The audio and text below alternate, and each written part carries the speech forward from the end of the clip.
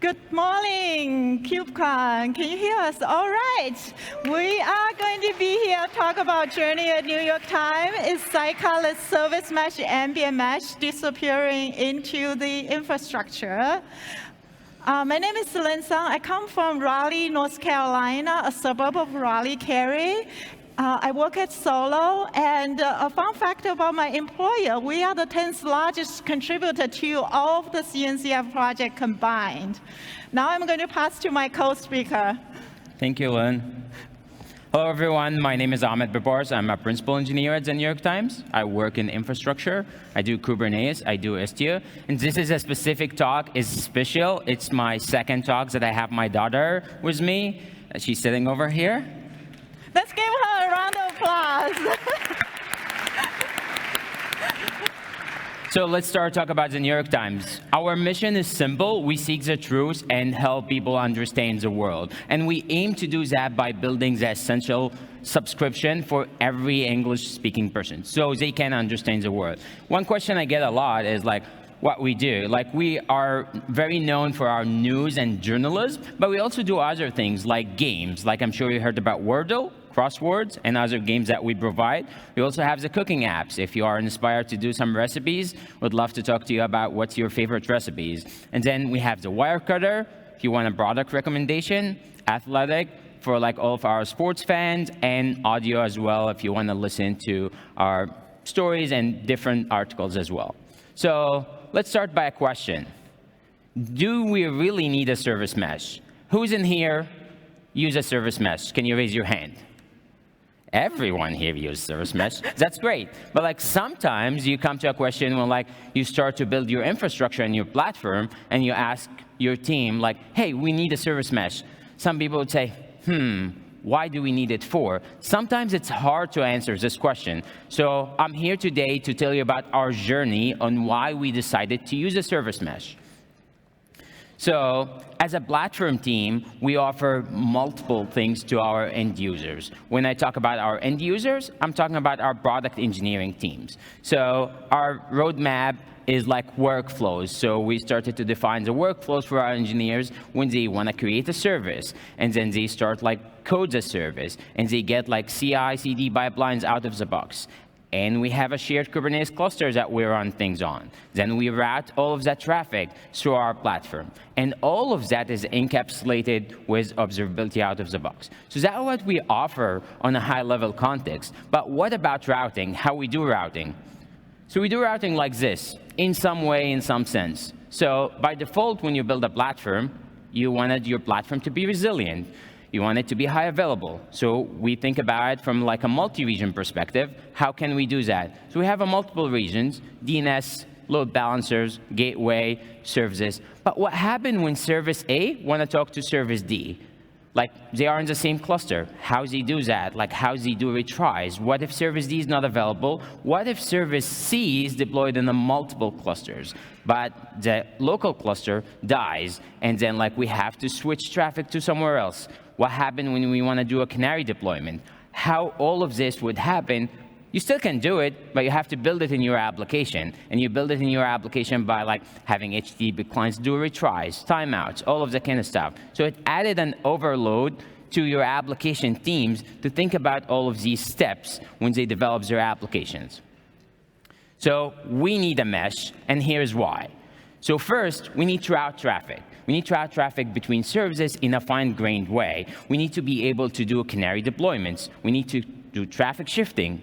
Cluster is failing, if a service is failing, how we do that. We also need to decouple the application teams from being able to route traffic through their clients and through custom logic that they have. Once we have it transparent in a different layer, it's decoupling all of the application logic from the routing logic. But also other things that we look at, we need to have it secure by default. So MTLS, we need to offer this out of the box. We don't need them to worry about certificates and SPIFFE and all of the IDs that they need to have to keep their application running. All of that is delivered to them. And at the end, we need to have observability layer across the service mesh. And not just across service mesh, across everything. So why we ask them to like, hey, expose all of your metrics, like do this with your clients. So we need to offer all of that layer 7 fine-grained metrics to the service teams. So we'll walk you through the journey. So when we start doing like multi-tenant cluster at the New York Times, we looked at what we need. We need networking. We need like a very efficient, powerful matrix that we can look at and like how to do isolation. So we started with Cilium. Cilium seems to be the right fit from that perspective. Then we have a multi-cluster architecture. So we have some challenges, how to do that across multiple VPCs, across multiple tenants. So we started to flatten the network, use Cilium cluster mesh to make everything flat. And that's when we looked at, we need a mesh. We need to be able to shift traffic from one place to another. We thought about like using services in Cilium and cluster mesh, and I gave a talk with Pete Saya, one of the engineers that I work with on the service mesh most of the times. And we have found out that like we need something that is really like capable of doing service mesh across the board. So that's why we used Istio. So Istio, out of the box, is a very service mesh rich in all of the features that it can offer. It can offer a lot on what you can do. But here's the thing, nothing comes for free. It comes with a cost. You have to run it. You run a control plane, data planes, there are proxies, there are different things. It works and delivers a value, but there's an overhead that we can see. And from there, ambient came on, and it's a game changer because like now we are shifting how we use proxy and sidecars in our application to something like less proxies. Because believe it or not, you don't need everything that Istio offer out of the box, but you need to have this decoupled in a way. And from here on, give it to Lynn so she can walk us through the ambient architecture. All right. I was so excited to see so many people raise up hands on using service mesh. So you're all probably familiar with the sidecar architecture. When we started Istio almost 8 years ago, we had a vision that we wanted a service mesh to be transparent to the application workload. And we find out throughout the years of developing service mesh with Istio, we couldn't achieve that goal with sidecars because the moment you drag the sidecar with your application, you always have to restart your application. The moment there is an Envoy CVE, you always have to restart your application pod. So this is why we innovated in the community with Istio Ambient. So let me quickly walk you through on the architecture. How many of you know the concept of node agent in Kubernetes? I assume it's everybody, right? It's an agent serving all the pods on the node. So with Istio Ambient, we introduce the Zero Trust Tunnel. Who is the node agent? You can think about it as a node agent running on your Kubernetes node that serves all the pods in ambient on that node. What does it do? It provides identity for the pods in ambient through SPIFFE.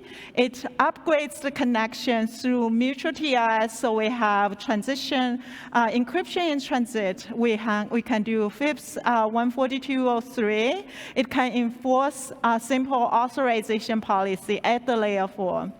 So that's what's provided for Z-Tunnel. The other interesting factor of ambient architecture, you all familiar, how many of you are running gateways in Kubernetes or familiar with Kubernetes Gateway API? So gateway controls the traffic coming into your Kubernetes cluster or the traffic from your Kubernetes cluster going outside of your cluster to external service like OpenAI, right? So we brought the concept of the gateway into the mesh through our layer 7 proxy, which we call it the layer 7 processing layer called Waypoint. And the reason we brought the Waypoint proxy as a gateway into ambient architecture is we want to bring the same gateway experience you have on the ingress, on the egress, into the service mesh. So you have the consistent experience through Kubernetes Gateway API to control traffic for multiple directions, whether it's east-west or ingress or egress. So the layer 7 proxy waypoint does all the service mesh layer 7 capability that Ahmed just talked about, traffic management, traffic resilience, layer 7 observability, layer 7 security policies, authorization policy enforcement. So that's all provided, and we reuse Envoy proxy to implement the waypoint proxy. So the key innovation of Istio ambient architecture when we invented ambient is this multi-layer architecture. The layer 4, which is the zero trust tunnel that provides all the function related to traffic management at TCP, security and observability at layer 4 that you can share for all the applications in ambient on that single node. And the layer 7 proxy through waypoint, and you got to define what is the scope for your waypoint. Typically, we see user running a waypoint per namespace. You can also run a waypoint per service, or you can run a waypoint per multiple namespace. Depends on what tenant scope you feel comfortable. And what's really cool about the architecture is the Z-tunnel and the waypoint proxy are all running outside of your application pod, so we can achieve the goal of service mesh we said 8 years ago to be truly transparent to your application workload. Now, why two-layer architecture? Why are we not using Envoy proxy for the layer 4? Because Envoy inherently wasn't designed for multi-tenancy. There's noise neighbor factor you have to consider. There is an outage you have to consider. You don't want to be one busy neighbor on that node and bring down your entire proxy that's serving everybody else on the node who may come from a different tenant, different application. And the founder of Envoy, Matt Klein, definitely agree with us on that sentiment. We did announce Istio ambient going GA in Salt Lake City in November last year. So now I'm going to pass to Ahmed to talk a lot more about ambient. Thank you, Lynn. So imagine this going from one side to another. But like if you are using like small clusters, you might not see this out of the box quickly. But like if we are running hundreds of nodes, thousands of buds, like this is what you need. This is what you look for. Like all of these proxies on that side will go away because like you don't necessarily need every single proxy for every single bud. Like if I run like thousands of buds, that means like the same number of buds I'm running, the same number of sidecars that I'm running. But like what if I don't need all of them? What if I need to process my traffic differently? That's when you move to the ambient side, and we only have the L4 proxy, which is the Z-tunnel that Lynn talked about, that can move a lot of that traffic, can manage MTLS, identity, like layer 4 policies, and if I need to have a layer 7, I can add a waypoint, and that's what I can do, distribute traffic through. So it gives us like multiple options about like the ways that it's designed. We can have like ambient and waypoints running per namespace or running per application. So also decoupling the scaling from the mesh to the application. So now my applications can scale independently from my routing traffic layer on how that they scale. And that gives us like a different architecture for how it works. And I still remember the days I was talking to the team about like, hey, there's this thing called ambient. Like, what do you think about it? And then we start testing it, and I was like, that's great. Like, we can reduce a lot of footprint of our CPU and memory and all of the things that like comes with a service mesh into like a simpler layer. So let's talk about how we tested it. So we start testing it to see like what's really happening over there. First, there's no sidecars. So if you are into like annotations, like hold your application until the proxy starts, and like you get some 503, and like you've been playing with like how this happens, that doesn't happen anymore. Webhook injection doesn't happen anymore. Application can onboard faster into this way because like you either have an L4 tunnel, which is by default running on the node, or you can have a waypoint that will route traffic to. So simplified everything from our perspective. Goes to like CPU, by default, you are losing a lot of the proxy CPU and memory. So like that is a waste, and now we like achieved that by like removing that proxy. But like also, if you look at the performance of how the Z-tunnel versus the proxy, you're gonna see like more improvement on the Z-tunnel. Z-tunnel is written in Rust, so it's more performant on the CPU layer. It can do more things that like what Envoy can do, so it's better. Like 25% reduction in latency. The numbers, when you look at the numbers from like a very low, like I had that number on the screen and it was like, hey, we reduced it from like 4.98 milliseconds to 3.7 milliseconds. Doesn't seem like a lot, but it's 25%. On a large scale, that can improve like all of the latency. And imagine like when we talk a service mesh and a microservice architecture, like every millisecond matters because like the request through your cluster might go through multiple services across. So the ambient is working for us as we are expected on a multi-cluster level with thousands of buds, hundreds of nodes, multi-cluster. Let's talk about it. So what we learned through the process of that is that we can just label the namespace. So the ways that we like looked at it, we're like, okay, we'll install like the Istio data plane with sidecars, and we'll install also the ambient data plane, and we'll start migrate like a namespace by namespace, a service by service, and see how it works. That works very well. Ambient Z-tunnels will be able to pick the traffic as it's needed, and we don't see any interruptions. Then apps doesn't need to change anything. They don't need to change policies if they don't do like a lot of things that works in the ambient as it's expected. Also, there's a lot of debugging tooling that we have used from STCTL Waypoint and Z-tunnel config to make sure how things are working. But I wouldn't be honest if I didn't tell you about the things that didn't work well. So when we started looking at this earlier last year, we found out that some policies in OSZ might behave differently on the ambient layer. And these are the things that, like, when you are a very early adopter for a technology, things like start like get resolved. And like working with Lynn and John Howard and like all of the community and Istio maintainers, they were able like to do a priority for all of the main features that we need to do to adopt something like this.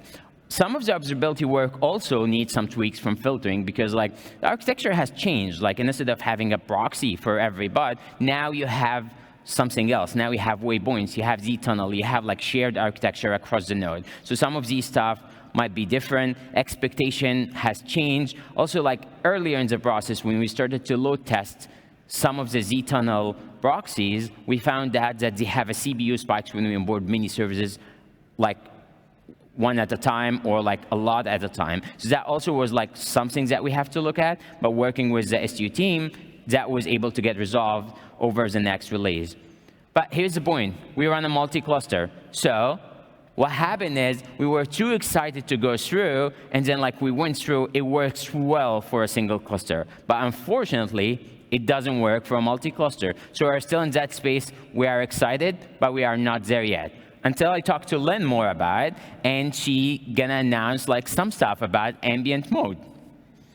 Yeah, so we're very, very, so first of all, shout out Ahmed being one of our early testing adopter for help us identify this issue, and we were able to resolve all the issues he highlighted for him. So I'm very happy on that. Now, working with the community on the multi-cluster, the community is working really, really hard on driving multi-cluster coming to Istio upstream. So we're going to have similar multi-cluster support as the Sidecar multi-cluster. The interesting thing with ambient multi-cluster coming is the traffic will go through the zero trust tunnel, so you don't have to drag the sidecar, and depends on whether your destination has the waypoint, the traffic will go through the east-west gateway, hop to the waypoint for additional authorization policy or layer 7 policy enforcement before it goes to the target destination. All right, with that, who wants to see a live demo of ambient? Yes? Woo? All right, let's see it. We have 10 more minutes, so I'm going to be actually didn't show Ahmed this demo. So I told him before our session, if this time I can show a 2 minutes demo of ambient. So I do have, this is my Kubernetes cluster, and I have my client application, my demo application. I'm also learning generative AI myself, so I have the RAG application I have with version 1 and version 2. In my default namespace, I have the waypoint proxy deployed. I also have a waypoint proxy deployed in the egress namespace that controls all the traffic going to the large language model, which runs outside of the Kubernetes cluster. Also on my machine, it's a Llama right here. I also have Istio ambient installed. I have Istio ingress gateway installed, and I also have Kayali Prometheus installed. I have zTunnel installed, of course. So this is the application, looks like. So the first thing I want to show you about the application, wow, I guess, let's see if I can get it working. We're going to analyze the mood of the audience. So what I'm going to do is actually connect the application to my phone. By the way, the application is all running in ambient right now. So I'm going to connect to my phone, and we're going to put you guys on stage. Let's see if we can do that, Ahmed. All right, so we're going to analyze your mood. Thank you for the lights. I appreciate that. And we're going to take a picture. Whoa, no, okay, so. That's when like live demos goes wrong. This is when live demo goes, okay. How fun. Let me see if we can do a chat, okay. Okay, let me see if this works. So what is fun things to do in London? Okay, I may need to kick off some pod. Let me see. Unfortunately, this demo application hasn't gone through too well. Certainly, my machine has been getting up and down, so let me see if I can bring it up. If not, maybe we can do a live demo today. All right, let's see what it says. Connection reset. Okay, I'm having a little bit connection issue. So what I'm going to do is see if I can just delete these pods and bring them up live, because. All right, see if they can be running. So I'm going to delete a couple of pods. Going to delete this pods too. Let's see. If not, we'll get back to questions. Actually, does anyone have questions while I bring up the environment up? If there's a microphone in the middle, if you guys have any questions, we can take questions too. And if that demo didn't work, we still like promise I'm gonna come in another KubeCon with like an actual demo for our production setup, like hearing Lynn talking about multi-cluster architecture. That will be promising to see how this works in production and like how we like test this with like actual read traffic for the New York Times. Any questions? Looks like we got one. Microphone is over there if you wanna. Hello, can you hear? Yeah, thank you for the very nice presentation, first of all. My question was, you mentioned that you started with the Cilium CNI and Cilium cluster mesh. Yeah. So was there any particular reason why you didn't go with Cilium service mesh? And do you think that might have been solved by now, potentially as well?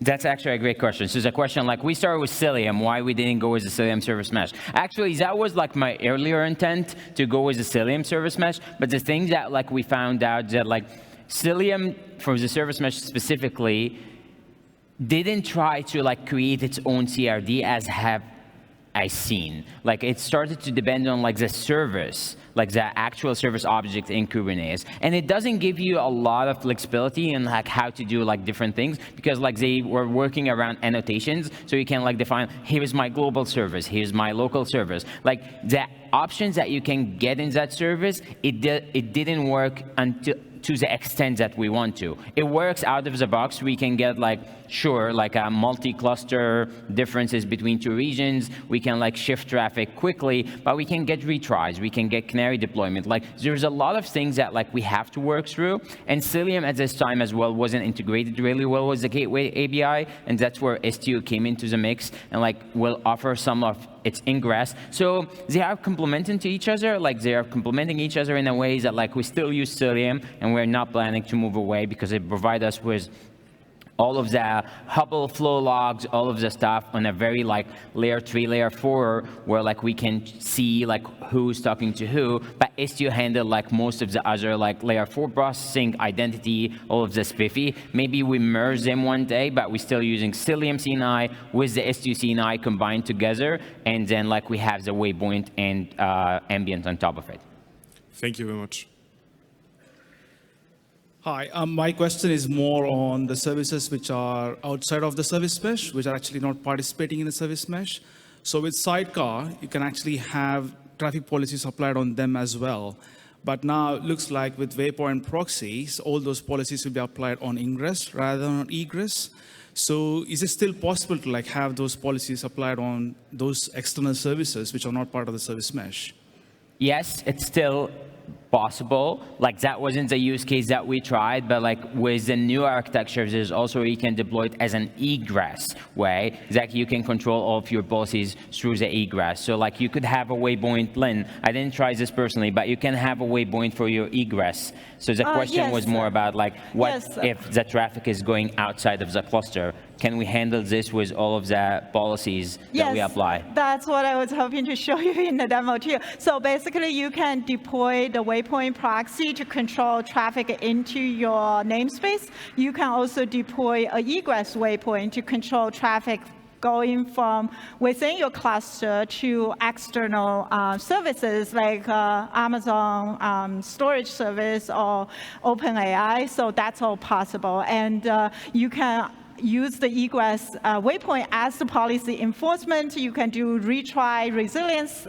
All that capability of layer 7 proxy is available in the egress waypoint. That's awesome. Thank you. Welcome. Any more questions while we get the live demo to work?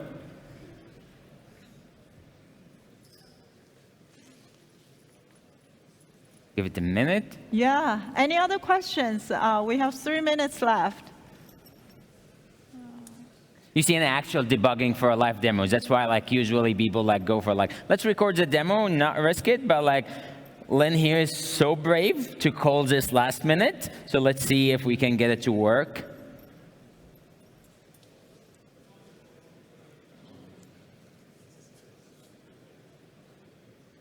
All right, I'm bouncing a bunch of my pods, so hopefully what's happening, I think, if I get it to work, I'll explain to you all what's happening. Okay.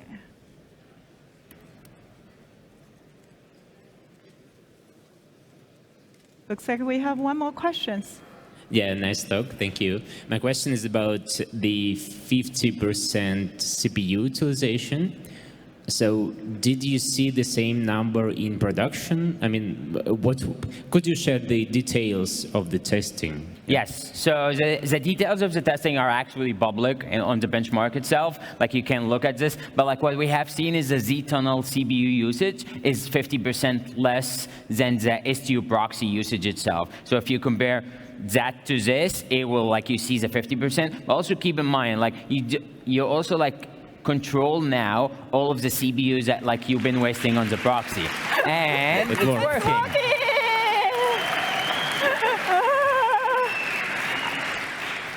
All right, let's bring you all on stage. I'm so sorry, but I'll explain to you what happens after I got this analyzed. All right. Sorry. No, that's good. It's just like debugging on the stage, love it. All right, the audience are engaged. Awesome. Some seems to be taking notes. Active listening and engagement. Awesome. I love you all. Thank you all. Thank you, Lynn. So just a quick note. Do you want to finish answer the question first? No, like I answered the question, Okay, like perfect. we were talking about Okay. CPU usage. Okay, perfect. So just a quick note on what's going on with my environment. Because I'm running everything in my laptop, the conference Wi-Fi is horrible. So what happens is Istio does certificate rotation every 24 hours for all the pods in ambient. So I have my demo application, I have my waypoint, I have my egress waypoint, and my namespace waypoint. So because I'm running on my laptop, I'm not always connected, right? Not running. So when the certificate rotation happens, my environment was down. Now, when I bring up, I lost the window of certificate rotation. So some of my pods doesn't have the right certificates. So when I show you guys the live demo and it tries to go through the demo application through the waypoints, if one of them doesn't have the right certificates, it would fail with the 503 or unable to connect. So that's exactly what happens in my environment. After I delete all the pod, make sure they have the latest certs from Istio, then we were able to get the environment running. And you can see this is what I just showed. By the way, the traffic come to the ingress and come to my demo application, and it's all secure through mutual TLS.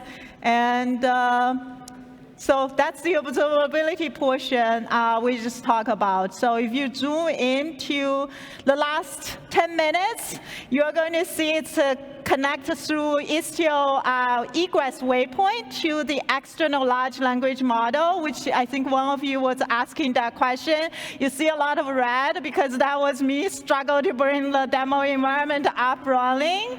And we see the HTTP request metric that Ahmed talked about, right? Layer 7 metrics all available. So my application is all available without us needing to do anything. There's no sidecar in the environment, all powered by the Z-tunnel and the waypoints.